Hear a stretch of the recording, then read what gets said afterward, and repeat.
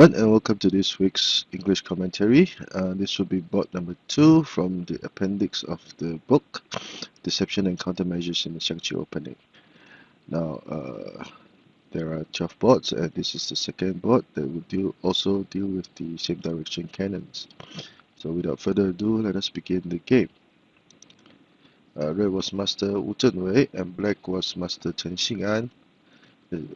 Master Wu Zhenwei started with the central cannon, and he countered Master Chen Xing'an from Yunnan, countered with the same direction cannons. Red chose the foul chariot, and black chose the deferred chariot opening, choosing to develop his pawn p7+1. Red chose to play his left horse as a proper horse, and so did black. And red countered with p7+1. So far the moves are orthodox, and black would play c2+4 to attack the to attack this pawn and apply pressure on this flank. Black continued with h7+8 to discourage the cannon, the chariot, from developing, and also hoping to trap the cannon in this rank. Now, black continued with c2 equals to 7 to apply pressure on the elephant, and so far so good. Now, this variation is something it's new. It was very new at the time when this match was played back in the 1980s. In 1997, sorry. In the past, 9+1 was played, and red will counter with a rank chariot also, and red will now prepare to attack this file. So this would basically be a rather even situation. Red would have a slight advantage. This is one of the older ways of playing this opening. So in this new variation, black was aggressive with c2 equals to 7. Red rapidly developed his chariot as a ranked chariot. Now this is a very important and powerful move because by developing the left chariot as a ranked chariot, you can see that both the red chariots have now been developed, while black had not moved any chariot yet. So these chariots will be able to command the more important lines in this situation. It would not be a good idea for red to play a prophylactic move of e3+1, because black would now get the chance to develop his chariot as a ranked chariot and choose the more important or the better lines on the board. And from here on, black has the option of playing r6+4 to attack the cross riverbank rank and the horse and the pawn over here. r6+5 would be another possible alternative, whereby the target would be the central pawn. Black can be satisfied with this situation, and in this variation, red would choose to develop his chariot before black can do so. And black decides to offer a trade of chariots. Now this is part of his plans after capturing the pawn, because black would try to formulate an attack on this flank. So would it be a good idea for black to play r9 equals to 1? The answer would be no, because red would now be attacking the pawn. So red would have started the attack earlier, and after making this move, we can see that this chariot would not have any good places to move to. So that is why black decided to play r9 equals to 8 to offer a trade of chariots, which red accepted, capturing the elephant, gaining material early in the game. This would be a check, forcing the advisor, and then trading chariots. And red will take the opportunity to play r9 equals to 6. An obvious target of attack would be to attack this intersection and take the horse, so that red could try to mount an attack on the central file. Now, in response to this threat, black played a4+5. Played a4+5 as a prophylactic move to prevent this. So in the past few moves, from here onwards, both colors fought tit for tat, and neither color refused to back down. So at this point in time, a simple analysis of the situation, we can see that red would still have two cannons, two horses, and one chariot, and so did black. But black would have gained an elephant, and this pawn was prepared to cross the river. These were the major threats. However, this would be the 11th ply, and black would not have developed his chariot and at this point, and the horse would still need at least one or two moves to be able to get to a more threatening position. So the presence of the chariot over here and the cannon and horse on this file, controlling this file, would give black the slight overall advantage. Now, as mentioned earlier, a4 plus 5 was a prophylactic move to prevent black from moving the chariot over here.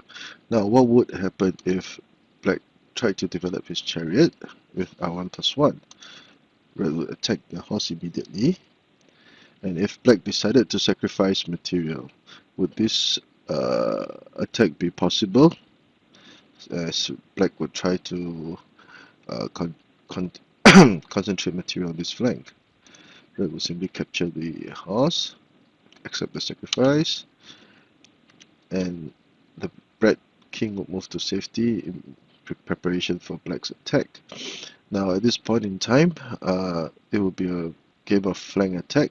Black would try his best to attack at this flank, but more reinforcements are needed, and the pawn will need at least 3 moves, 2 or 3 moves, or the cannon will need to move. So overall speaking, black would not be able to. There's no immediate checkmate in sight, so this attack would not be very fruitful. These were the comments given by Grandmaster Zhang Qiang and Master Yang Wenqing. So perhaps this was the reason why black decided to play a4 plus 5. And red patrolled the riverbank to control this very important line. This will slow the pace a little bit, but it will also guarantee that he will be able to develop his material in a very steadfast manner. Black continues with h8 plus 7, and red made this move, choosing to attack the horse in this manner, preparing to play p7 plus 1. Now this move is not a good move in hindsight, because it gave black the opportunity to develop his chariot. And once the chariot is developed, although red would be able to apply pressure on this file, the overall gains and losses will be in black's favor. So at this point in time, because once the black chariot is allowed to develop, red would have lost the grip he had on the black's situation.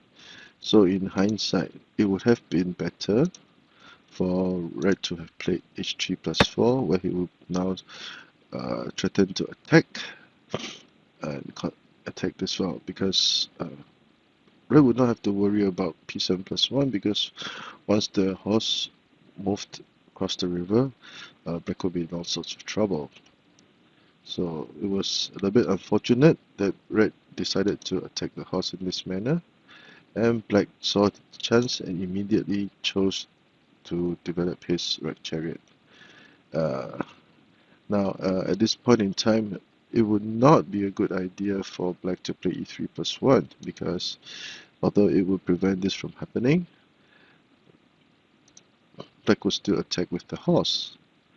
And as can be seen, at this point in time, black's formation is scattered. There were not many good lines for the development of the pieces.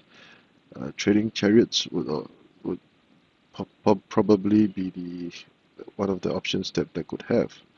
But overall speaking, red would have many options to continue his game, but black would be limited. And at this point in time, the cannon over here will still not be able to do much.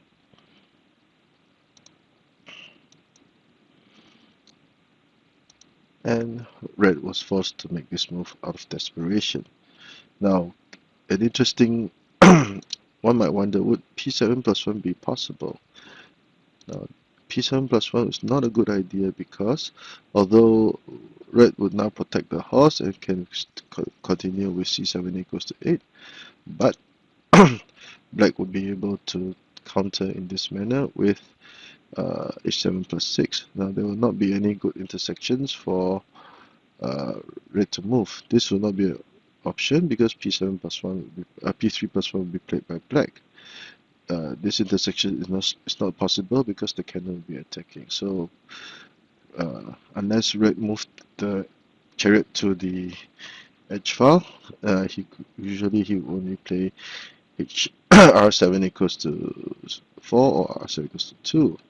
So r6 equals to 6 equals to 2, sorry, would seem to be the best option, but at this point in time, the pawn would make its presence known. By offering a trade-off material, the pawn would have crossed the river. He will now only be 2 or 3 intersections away from being a major threat, and black will be forced to accept the trade. So if the horse captured, red will now have be prepared to concentrate 3 major pieces to attack this flank, and black could consider sacrificing material. And overall speaking, black will have an attacking game going on at this point. So that is why, that is why h8 plus 7 will be the better move and not p7 plus 1.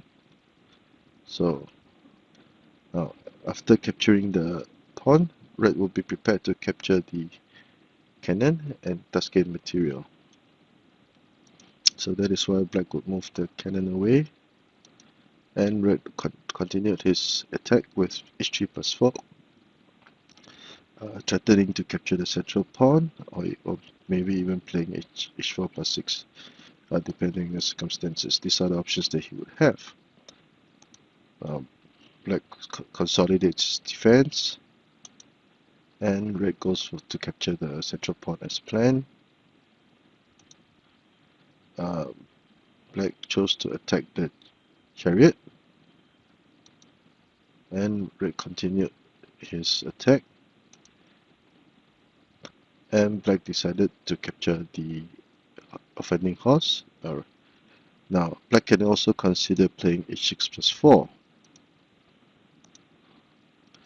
And at this point in time, we can see that it will be red's 1 cannon, 2 horse combination versus black's 2 cannon and 1 horse combination. However, generally speaking, the cannons will be faster than the horse in this situation, and black will gain the advantage in the endgame because the black horse would also now be in a position to capture the pawns. So c6 equals to 3 was played in the match, but black could consider h6 plus 4. Now, red will play this move to threaten the black horse, forcing the horse to retreat,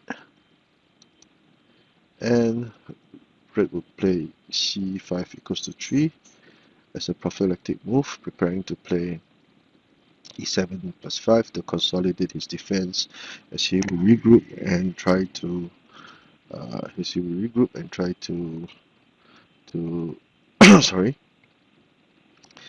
start his offensive again. And at this point in time, black continue very aggressively with r2 plus 6, threatening to capture the red pawns as the match is slowly entering the late mid game phase and perhaps even the early end game phase. So black plays e7 plus 5, forcing the cannon to the corner, and red will start his offensive by blocking the elephants, forcing the elephant to the corner. Now, this on the surface, it would seem that this was a natural move to make. However, the masters suggested a more aggressive and proactive move with a5 plus 4, a5 plus 6, sorry, to trap the black chariot. So by trapping the black chariot and giving up an elephant in return, the chariot will be in a close position, and the time bought with this sacrifice will allow black to coordinate a very powerful attack. So black will retreat his chariot, protect the horse, black will protect the horse, and red would command the central file, threatening the elephant in this situation. So the earlier move was red would have succeeded in his plans by forcing the elephant to the edge file, thus weakening the black's position, and now he will be able to attack the elephant in this manner. Now, perhaps it was due to time trouble, black decided to make this move by retreating the cannon. The idea was to capture the elephant, deliver a check, and capture the red chariot. However, black did not anticipate other possible attacks by red. Now at this point, it would have been better for black to have played e9 to 7 just to consolidate his defense. So if say red tried to play r3 c3 plus 1, black will retreat his chariot to safety, and a counter threat to check. Now black would simply give up the material and be prepared to attack with discovered checks. So the material on the board now is still even, and both colors will be attacking. And it will be hard to say who has the real upper hand, but this situation would have been much better than what went on in the match. So e9 plus 7 minus 7 to consolidate the defense might have been the better move. And unfortunately, black played this move by retreating the cannon in the game, and we will now enter the final phase.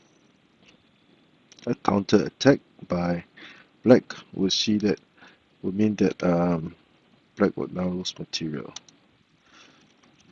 So as can be seen, 1, 2, 3, 4 versus black's 3 pieces. So red would have gained a significant advantage by this time. So looking back, although the idea was okay, black neglected the counter attack by red. So black tries to mount on some offense, attacking this empty flank, sorry. And black continued his onslaught. Check. Now, black tries to be aggressive with this fork, but red threatens to gain material. He decides to sacrifice both cannons over here and plays this move, preparing for the elbow horse. A check, another check, and black resign. Although black could have retreated, he could only resolve this check in this manner.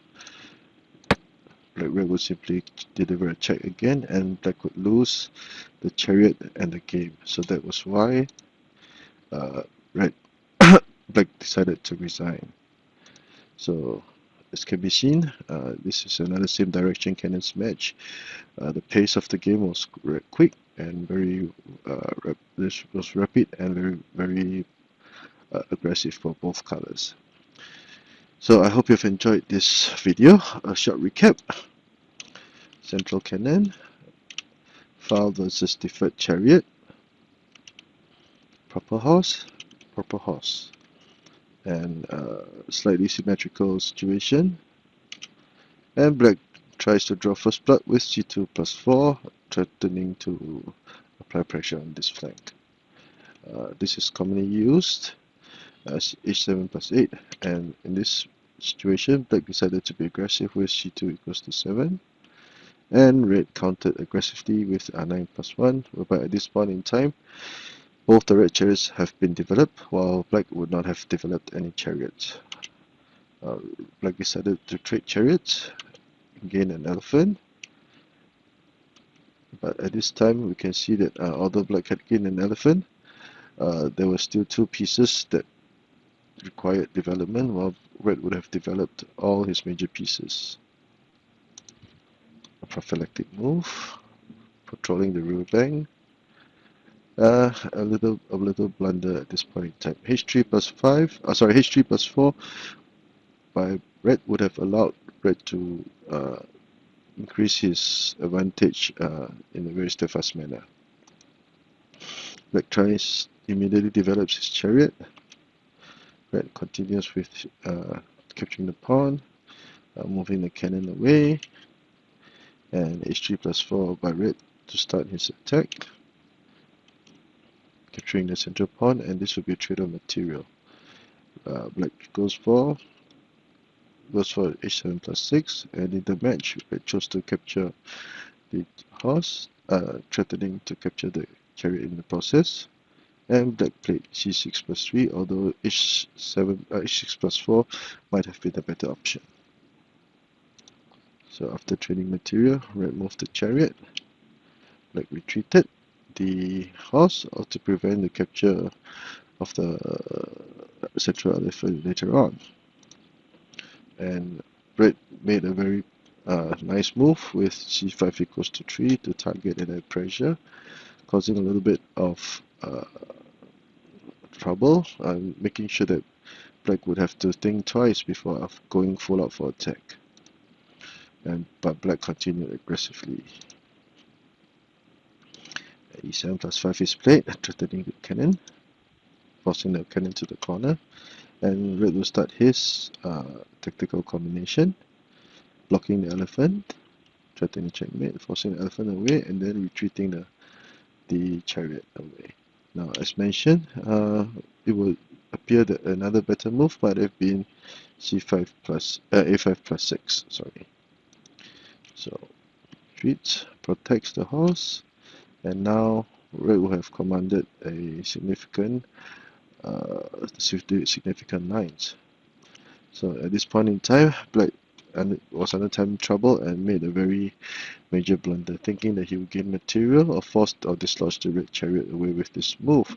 Unfortunately, neglecting the possibility of a counter threat to capture material.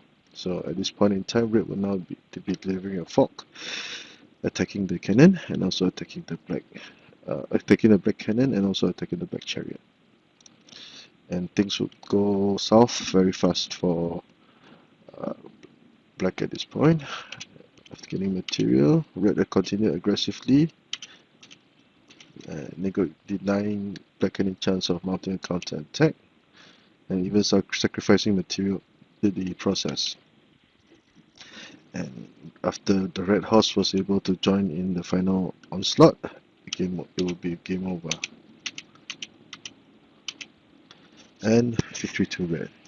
I hope you've enjoyed the work that I've been doing. If you like my commentaries and the work that I've been doing in English, please give me a like and subscribe to my channel. Thank you.